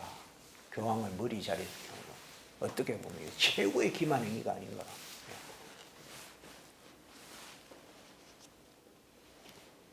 네. 199페이지의 첫째 줄. 교황은 모렴치하게도 마치 그것이 자기의 것이 되느냐 감히 대제사장의 이름을 스스로 낚아채고선 기종한 우리에게 있는 유일한 대제사장 믿음의 주요 온전케 하신 예수 그리스도 믿는 도리의 사도시요 대제사장이신 예수잖아요. 그를 깊이 생각하라. 근데 여기는 뭐예요 지금? 그 자리를 꿰찬다 이 말이에요 지금 그 자리를. 오직 그리스도 한 분께만 옮겨진다. 주님은 대리인이나 후계인 없이 친히 계속해서 감당한다. 주님이 대제사장이시다 이 말이에요. 따로 대제사장 세운 게 아니고. 그래서 주님의 영예는 포기될 수 없다. 그리고 이제 베드로는 뭐 먹이라 뭐 이런 있잖아요. 그것도 200페이지에 둘째 문단. 베드로는 자기가 주님으로 받던 교회를 먹이라는 명령을 다른 장로들에게도 하라 이 말이에요. 베드로 혼자 하겠다는 게 아니죠. 그걸 로마 캐톨릭은 베드로에게만 줬다고 생각하는 거예요. 그 베드로는 정작 베드로전서 5장 2절에 장로들이요 감독들이 그 베드로도 그런 이야기들 나오잖아요. 그래서 4절에도 그 이야기예요. 주님이 베드로에게 열쇠의 권세를 주신 것은 한 사람이 아니라 모든 교회에게 주신 것이다. 201페이지에 밑에서 5째 줄. 베드로에게 주어진 것으로 그의 동료들에게 공통적으로 주어지지 않은 것은 아무것도 없을 것이다.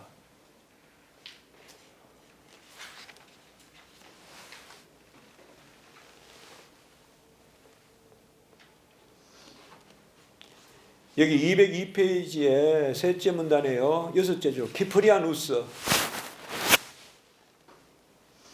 주님은 한 사람의 인물을 통하여서 모든 사람에게 열쇠를 주시고 그것을 모든 사람의 하나됨을 드러내는 표지로 삼으셨다 할 때 이것도 혹시 오해하시면 안 돼요. 마태복음 적어놓으세요. 16장 17절입니까? 베드로에게 반석의 교회를 세운다 하고 그 다음에 바로 18절입니까? 메고 푸는 권세를 준다 이렇게 했잖아요. 그걸 베드로에게만 준 게 아니라 베드로에게 맡겨서 다에게 줬다 이렇게 한다는 거예요. 그러니까 바로 뒤에 베드로와 다름없이 나머지 사람들에게 영예와 권세가 모두 할당되었다. 오늘날 우리에게도 그 권세가 있다 이 말이에요. 서로 동등한 동료들이다. 이렇게 한 거지. 아멘. 그래 처음에는 베드로에게 물론 줬죠. 그렇지만 그것이 베드로에게만 줬다는 게 아니라 그렇지 않습니까? 그리고 그것도 베드로에게 인간에게 준 게 아니라 그 고백 위에 준 거죠. 말씀 위에 주고. 그래서 그것을 가르친 분도 혈육이 아니라 또 하나님이라 그랬잖아요. 하나님 은혜로 권세를 주신 거죠.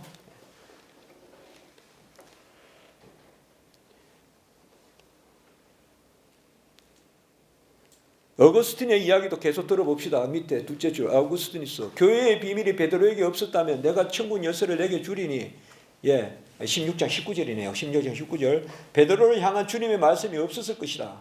이 말씀이 베드로 한 사람을 위하여 주어졌다면 교회에는 그 열쇠가 존재하지 않을 것이나 베드로는 그 열쇠를 전체 교회에 대한 표로서 받았기 때문에 교회는 그 열쇠를 가지고 있다. 그래서 6째 줄 밑에 한 인물 베드로 그가 모든 사람을 대신해서 대답했고 모든 사람과 함께 받았다. 그렇게 모든 사람이 받은 거죠. 누가 봐도 이걸 가지고 베드로에게만 줬다라고 어떻게 이걸 가한 해석이죠. 안 그렇습니까? 그리고 205페이지에 6째 줄 밑에 그리스도는 이 반석 위에 자기의 교회를 세운다. 그 터는 하나이고 그 무엇도 다른 터다. 이 반석은 누구예요? 그리스도시니. 이 반석은 그리스도시니.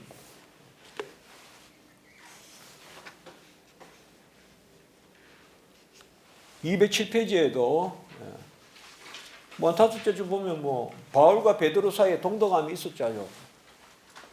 베드로가 바울한테 책망을 들었잖아요. 안 그렇습니까? 베드로는 얼마나 실수도 많이 했습니다. 3번 부인도 했고 그 전에도. 그렇죠. 부활 때도 뭐 베드로가 제일 먼저 갔습니까? 베드로하고 요한하고 둘이 올라갔다가 요한은 이름은 안 나오지만 우리가 요한이라고 보지 않습니까? 요한이 먼저 들여다봤잖아요. 안 그래요, 여러분들? 베드로는 덜렁거리기만 했고, 그리고 제일 처음에 보면 막달라 마리아하고 여자들이고, 뭐 베드로가 그 녀석들 뭐가 있어요? 물론 뭐 중요할 때 세 사람 데리고 다니면 막 베드로, 요한, 야고보 세 사람 중요할 때 같이 많아 변화산이나 뭐가 베드로와 차이가 나냐 이 말이에요. 그러니까 이제 뭐예요? 로마에 가장 오래 있었다는 건데 그럴까요, 과연? 그렇게 따지면 바울이 오히려 또 로마에 오래 있지 않았을까요? 그 바울을 교황으로 삼아야지 그렇게 할 것 같아요. 그 이야기 할 것 같아요. 왜 하필 로마냐 이 말이에요. 그러면 또 베드로가 그랬다 치자. 그러면 왜 하필 로마냐 이 말이에요. 그것도 또 이야기해야죠. 그러니까 이게 뭐 전부 억지란 말이에요, 이게 지금. 자, 209페이지에 보면 넷째 줄 교회의 유일한 머리는 그리스도시고 밑에서 둘째 줄 사도의 가르침에 따르면 모든 것이 같이 지체에게 분량대로 공급되며 아까 에베소 있었죠. 은혜의 분량으로 그 능력이 하늘에 계신 하나의 머리로부터 흘러나온다. 에베소 여기 인용되네요. 4장 17절. 211페이지 첫째 줄. 어느 한 사람을 교회의 머리로서 세우신 적이 없다. 하나님은.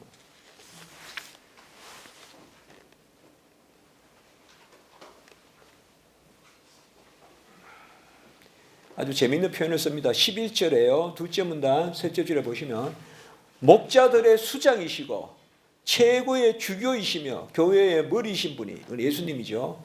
예루살렘에서 가지실 수 없었던 지위를 그보다 훨씬 못했던 베드로가 어떻게 로마에서 가질 수 있었겠는가.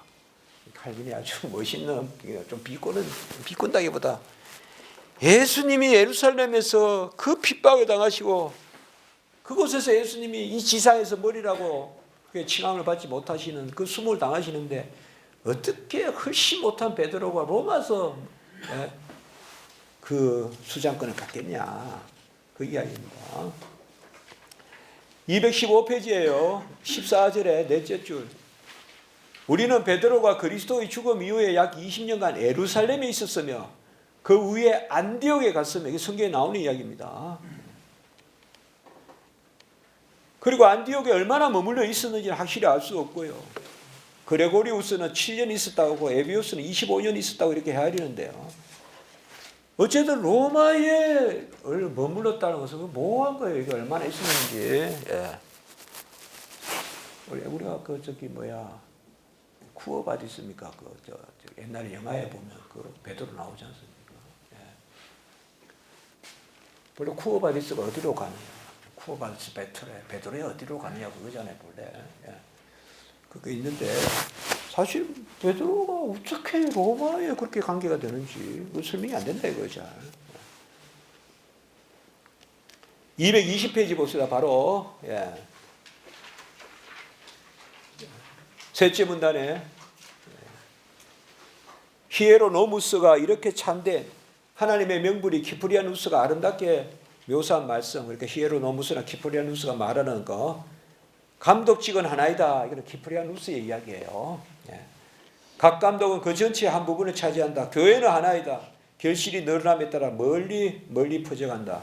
이때 우리에게 유일하신 감독은 누구다? 그리스도시다. 유일하신 감독은 그리스도시다. 222페이지. 교회는 첫째 줄 하나의 머리와 하나의 기원이 있을 뿐이다. 뭐냐? 머리신 그리스도. 머리신 그리스도의 자라감. 본질도 당위도 전부 그리스도죠. 본질도 그리스도의 몸, 당위도 그리스도에게 자라감. 221페이지 둘째 문단 첫째 줄. 키프리아누스는 보편적인 감독직을 한 분 그리스도께 속한 것으로 삼는다. 모든 교회를 자기 아래 붙잡고 계신다. 7장. 로마 교황제의 기원과 성장, 그 교만함이 극에 달하여 끝내 교회의 자유가 억압되었으며 모든 절제가 무마되었다. 여기는 이제 뭔가 하면 서서히 건세들을 로마 교회로 가져오는 거예요. 그래서 나중에는 로마 교회가 다 인사권을 이제 펼치고, 로마 교회 어느 지역, 저쪽 지역은 저기서 알아서 하면 될 텐데 로마가 관여하고, 이런 이야기예요. 어떻게 로마 교회로 서서히 건세가 모이는가. 그런 일들을 정말 그린 듯이 칼빈이 잘 알고 있다는 걸 우리가 알 수가 있어요. 이 부분도 좀 편하게 읽으면 되겠죠. 그리고 7장하고 조금 쉽시다. 자, 30절인데 이 부분도 주로 역사적인 이야기니까 좀 편하게 좀 빨리 보시면 돼요.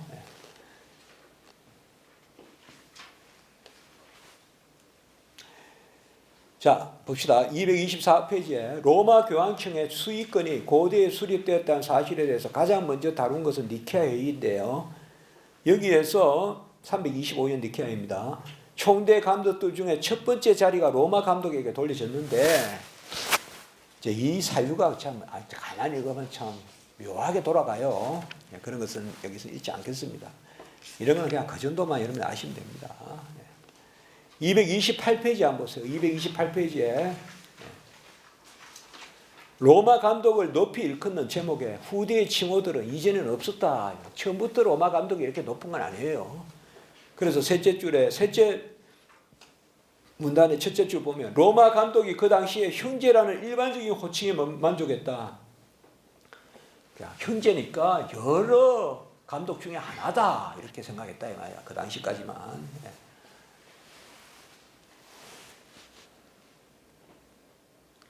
그리고 히에로노무스 제롬이 말했는데요. 이 말도 유명한 이야기입니다. 229페이지 둘째 줄. 만약 근위를 찾는다면 세상은 한 도시보다 더 위대하다. 말도 멋있는 말이죠. 옛날 사람 하여튼 말을 잘해요. 어떻게 한 도시가 세상을 대체하느냐. 세상이 한 도시보다 위대하다. 로마 가지고 자꾸 세상 이야기하지 마라 이거요. 4절도 첫째 줄 보편적 감독이란 이 단어 자체가 이 카톨릭이라는 이 단어에 보편적 감독이라는 단어 자체가 없다 이거예요. 처음에는 감독이면 감독이지.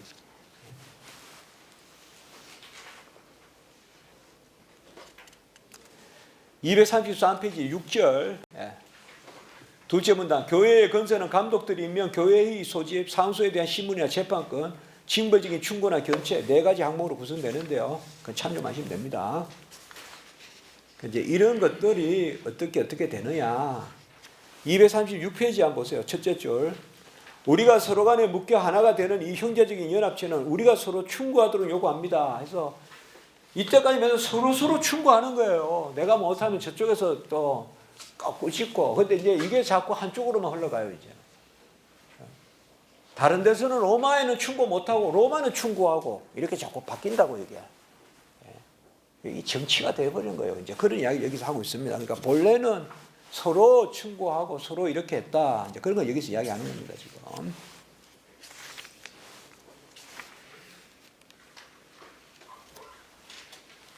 (243페이지) 보세요. 이 셋째 문단에 그레고리우스라는 사람이 있어요. 이 사람은 그냥 제정신인 사람이에요. 이게. 그냥 거의 로마 캐톨릭 쪽으로 말하는 거지. 마지막 제정신인 사람이에요. 이 다음부터는 이제 이 사람 교황은 안 하려고 했어요. 자, 그 밑에 봅시다. 자, 여덟째 줄 밑에.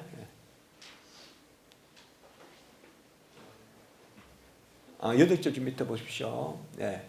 나는 자기의 죄를 발견한 감독으로서 사도적 교구에 복종하지 않을 자를 하나도 알지 못한다. 그럼에도 불구하고 대속에서 다음과 같이 좁힌다. 죄가 없을 때는 모든 감독이 겸손의 법칙에 따라 동등하다. 죄가 있으면 가만히 있어야 되고 죄 없는 감독은 없고 죄가 없다 해도 모든 감독은 동등하다.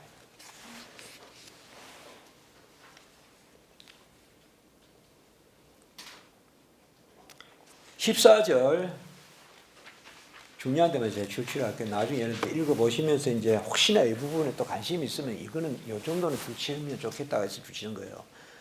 245페이지 14절에 첫째 줄 콘스탄티노폴 감독과 로마 감독 사이에 수익권에 대한 논쟁이 있었다. 이 콘스탄티노폴이 비잔틴이죠. 하도 제가 오래된 생각이라 옛날에 우리가 중학교 때 배울 때 콘스탄티노폴이 비잔틴 맞죠? 지금. 그래서 터키의 가장 큰 도시잖아요. 그 다음에 이쪽은 이제 로마고 동서 분열을 할 때 그렇잖아요. 처음에는 끝까지 마지막까지 로마하고 처음에는 로마가 상대가 안 됐어요. 콘스탄티노플에. 근데 끝까지 이렇게 하는데 점점 로마가 자꾸 정치를 하는 거예요. 이게 머리를 쓰고 서서히 빼앗아가는 거예요. 서서히. 막 저쪽에 분열을 핵책시키고 막 이렇게 해가지고요. 그 이야기 쭉 잘하고 있어요. 칼빈이 여기서.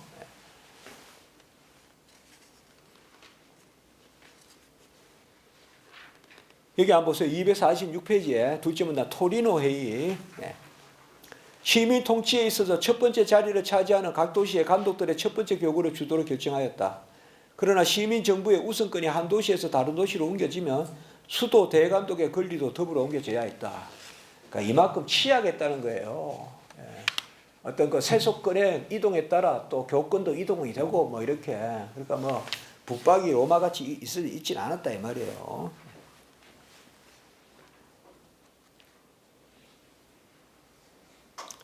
다시 그레고리우스, 아까도 이야기했지만 보편적 총대 감독이라는 칭호를 거부했어요. 이 사람은. 그러니까 거부했으니까 야, 저 사람도 거부했으니까 우리도 하지 말자. 아니요.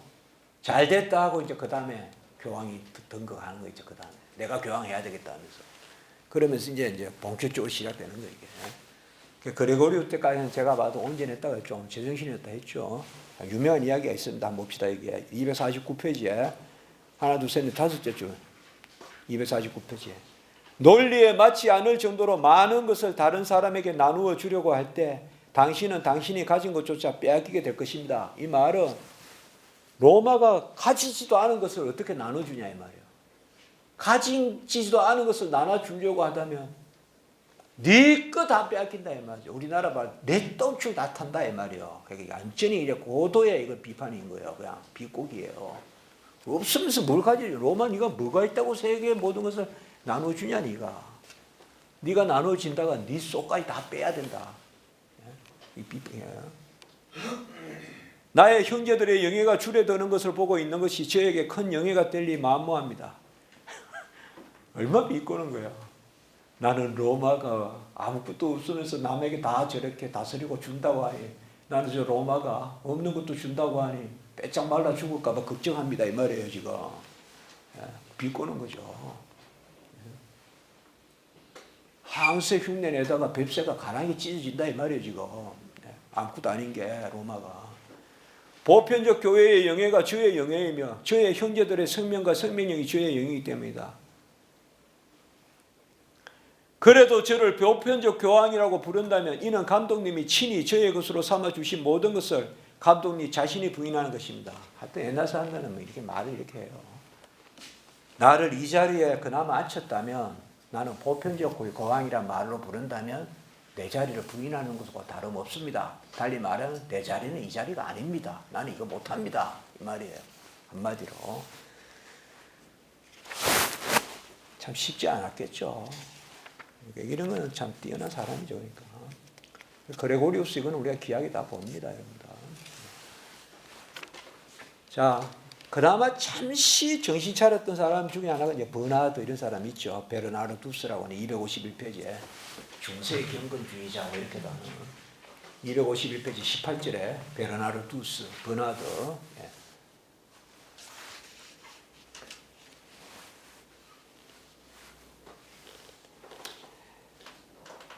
길게 이야기하는데 이거는 특별한 것은 제가 줄을 치지 않고 여러분들 전체를 한번 읽어보시면 좋겠습니다. 이거는 그렇게 하고 밥 넘어가면 되겠습니다. 버나드만 줄 치시면 되겠어요.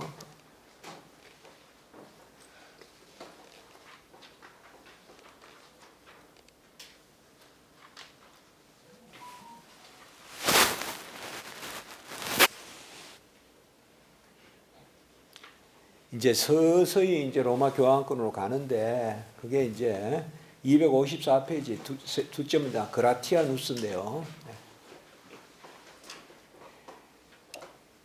거기에 셋째 문단 첫째 줄 유복권 이게 뭐냐면 유복권. 하여튼 이게 음흉하게 서서히 이제 다 모아가는 거예요. 로마 캐톨릭적으로. 그리고 사사사사사 이렇게 해가지고 양심 저성 양식껏 저 사람이 못한다 그러면 그럼 우리한테 내놔 아주 그냥 유치하게 다 가져가는 모습을 보이는 로마 캐톨릭. 서서히. 거기 한번 보세요. 254페이지 밑에서 셋째 줄. 하나님은 어느 사람들에 의해서 다른 사람들의 소송이 해결되기를 바라신다.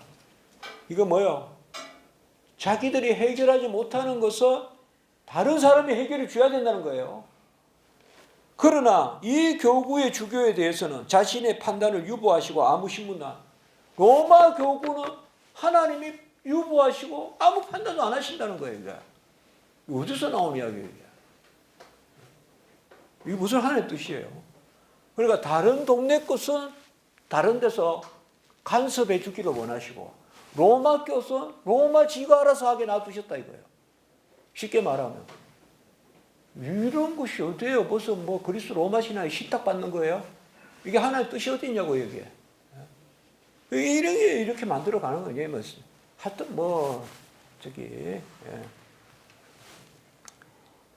지금 그 말이에요 이게. 이렇게 해서 이제 뭐예요? 로마 캐톨릭은 간섭을 안 받아요. 자체 해결하고. 그러면 뭐예요? 자체 해결한다면 거기 장이 결국 판단하는 거죠. 그럼 거기는 자유지. 안 그래요? 근데 다른 데는 간섭을 해요. 비잔틴의 일은 로마가 간섭한다 이 말이에요. 이제. 로마의 일에는 비잔틴이 간섭 못하는데 비잔틴의 일은 로마가 간섭한다고요. 이러면 뭐 끝난 거지. 뭐. 로마에게 머리끈이 가는 거죠. 이제 서서히 수익권이 가는 거죠. 자, 뭐 이런 것들 우리가 그냥 읽어보는 겁니다. 제가 그 이 말을 쓰려고 쓴 건 아닌데 여기 이 말이 나오네요. 256페이지 한번 보세요. 제가 아까 그 이 말 받고 단어가 없었어요. 그 둘째 문제 한번 보세요. 하나, 둘, 셋, 넷, 다섯. 오늘날 교황제에 있어서 도처에서 신탁과 같은 말. 신탁이 뭐예요? 인간이 만든 하나님의 말이잖아요. 저는 그렇게 정의해요. 뭐 대표의 신탁, 뭐 네 자신을 알라, 뭐 이런 게 있다고 그러잖아요. 그리스 로마의 신탁, 하나님이 내려주신 뭐 이야기다. 전부 다 그 저기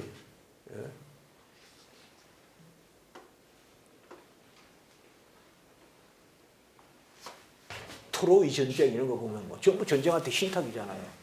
신탁은 무슨 신탁이에요? 전부 다. 자, 인간이 만들어낸 이야기지. 뭐 진짜 하늘에서 내려와요. 그게 말이. 그 마찬가지나 언제 하나님이 이 말했어요? 자기 얘기들이 말해놓고 그 하나님이 말해놓고 마치 신탁같이.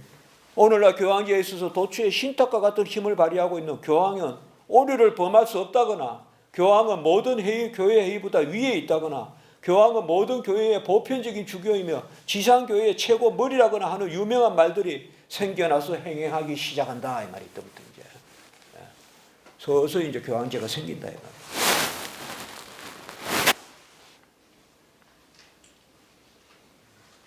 257페이지 하나 둘 셋 넷 카르타고인데요. 카르타고는 여러분들이 저쪽에 저 아덴 쪽에서 내려오다 보면 디도가 목회했던 그 뭐요? 거레데 섬이 있고 거레데 섬에서 배 타고 바람 부는 대로 놔두면 쿵 부딪히는 데가 어딘가 하면 카르타고예요. 그래서 그때 빨리 노를 지어서 가야 돼요. 사도 바울이 그 사도행전에 나오잖아요. 그래서 막 속히 그쪽을 빠져나가야 돼요. 그 물살이. 그걸 놔두면 난파하니까 나가잖아요. 그때 막 버리고 나가잖아요. 베니스 항구입니까? 그 사도행전에 나오잖아요. 그래가지고 그쪽에 빠져나가잖아요.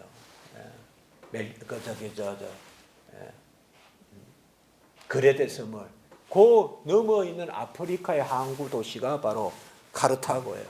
카르타고에서 오랫동안 회의가 있어요. 한때는 어거스틴도 여기에 참여해요. 거기에서 성경 정경을 형성하는 66권을 형성하는데 중요한 회의가 있었던 게 바로 카르타고예요. 이 카르타고 회의만 연구해도 평생 해도 모자라요. 엄청 많은 회의도 있고 복잡해요 이게. 이 카르타고예요. 어쨌든 카르타고에서 결정된 이때는 이제 카르타고 회의는 제가 이제 밑에 있다 보면 여러분 다 각주하는데 막 다 잘 해놨어요. 나중에 한번 읽어보세요. 카르타고 회의는 뭐다 몇 차에 몇 차에 이거 정리하기 힘들어요, 여러분들. 근데 카르타고에서 일권에 여러분들 그 신약 성경의 영감 무호 이런 거 이야기할 때 카르타고 회의 제가 인용을 많이 했어요. 그러니까 그때 보시면 되고 거기에서 이때는 이제 카르타고 회의는 아직까지 온전했을 때요 조금 257페이지 넷째 줄에 그 누구도 사제들 중에 수장이라고 불리거나 첫 번째 감독이라고 불리도록 하지 말라. 이게 딱 이때는 이때까지 못 박았다 이 말이에요.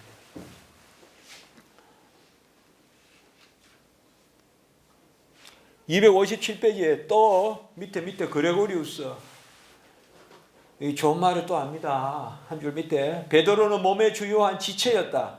요한과 안드레아와 야고보는 어느 특정한 모임에 속한 일반인에게 그냥 가까운 머리였다. 그러나 교회의 모든 지체들은 하나의 머리 아래 있다. 중요한 뭐예요? 그리스도의 아래 있다 이거죠. 베드로가 머리 아니다 이거죠.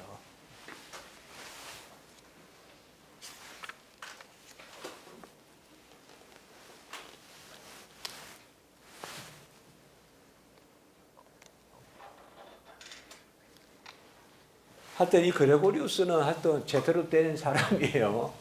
거기도 한번 봅시다. 넷째 줄 258페이지 넷째 줄. 나는 내가 누구며 당신들이 누군지 알고 있습니다. 위계로 본다면 당신들은 나의 형제입니다. 개가 없다 이거죠. 성품으로 본다면 당신들은 나의 아버지입니다. 무슨 이야기죠. 당신이나 나나 똑같은데 당신들이 나보다 훨씬 착하고 훨씬 뛰어납니다. 이런 표현이잖아요 지금. 난 교황 못합니다. 보편적 주교 이런 거 없습니다. 아까 이야기했죠. 안 준 걸 어떻게 베풉니까? 뭐. 안 준 거 베푸다가 내가 터져 죽습니다. 뭐 그런 이야기 했잖아요 아까.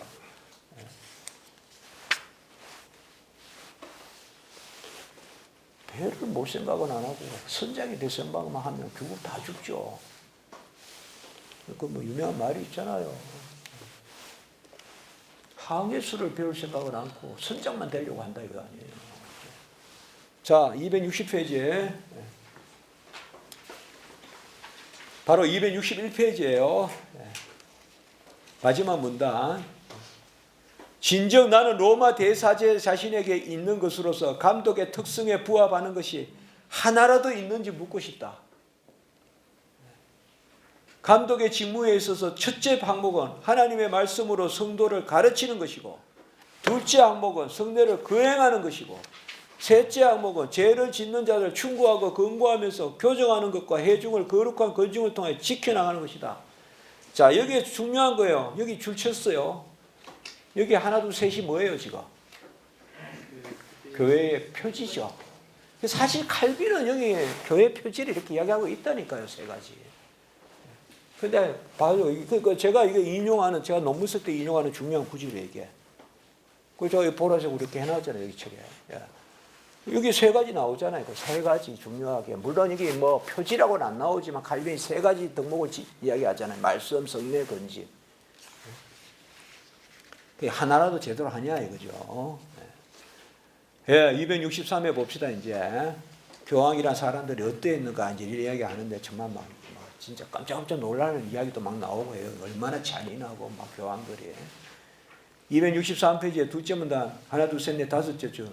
레오는 잔인했고 크레멘스는 손에 피를 적셨고 파울루스는 포화 같고. 이들이 진리에 맞서서 싸웠던 것은 그들의 본성에 기인한 것이 아니라 자기들의 권능을 사수하는 방법이 달랐고, 자기들의 안위를 위해서는 그리스도를 몰아내는 수밖에 없었으므로 이 명분을 내걸고 자신들의 재단과 가정과 생명 자체를 지키려고 싸움도 마저 하지 않았다.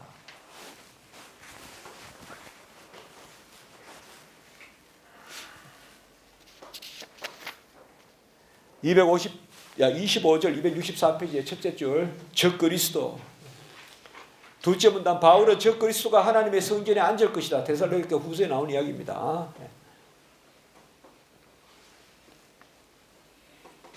그 밑에 문단 처음부터 존재해온 이 모든 이교와 분파는 적 그리스도의 나라에 속한다.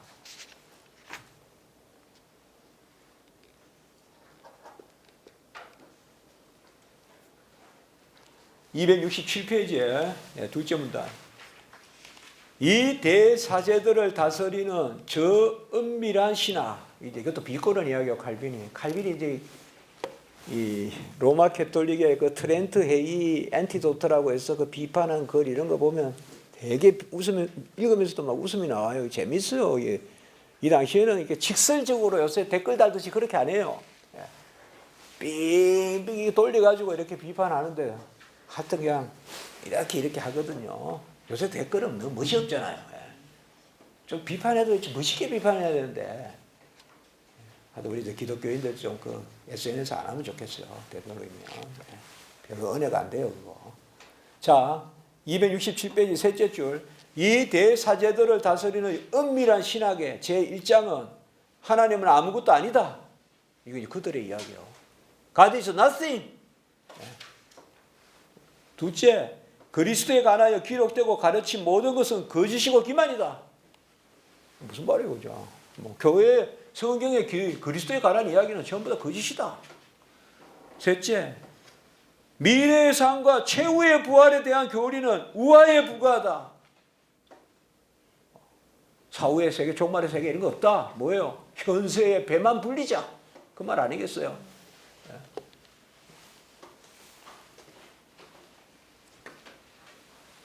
내 배가 신이다. 이 말이에요. 내 배가 신이다. 내 배가 하나님이다.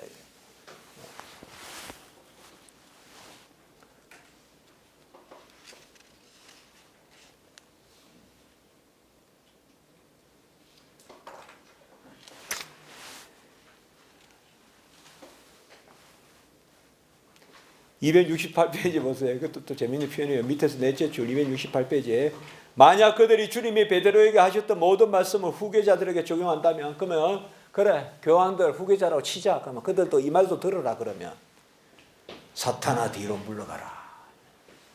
이게 베드로가 그리 마옵소서 주님이 순환 예언을 했을 때 고난 예언을 했을 때 사탄아 뒤로 물러가라. 하나님이 이를 생각하지 않고 사람이 이를 생각하는도다. 뭐 이런 식이잖아요. 예수님 말씀하셨잖아요. 이것도 이제 그러죠. 그래 그렇게 베드로 후계자란 말 듣고 싶으냐? 그러면 사탄이란 말도 들으라. 너희 다 사탄이다.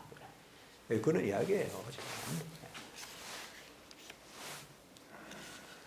추기경이란 말이 나오는데 이거는 뭐 정말 이거는 교회에 아무 근거도 없는 제도예요. 추기경 카디널. 불타는 뜻이나 몰라요. 추기경. 자 여기까지가 딱 30분이네요. 이제 사실 로마 역사 이런 거 마쳤습니다. 이제 우리는 8장부터는 교회의 상권, 그래서 교리권, 교회회의, 그 다음에 입법권, 사법권, 권징, 맹세. 여기까지가 한 시간 반 동안 보겠습니다. 그리고 저녁 때부터 성례를 볼 것입니다. 조금 쉬겠습니다. 그 캐톨릭에 대한 배경이 전혀 없어서 예. 미사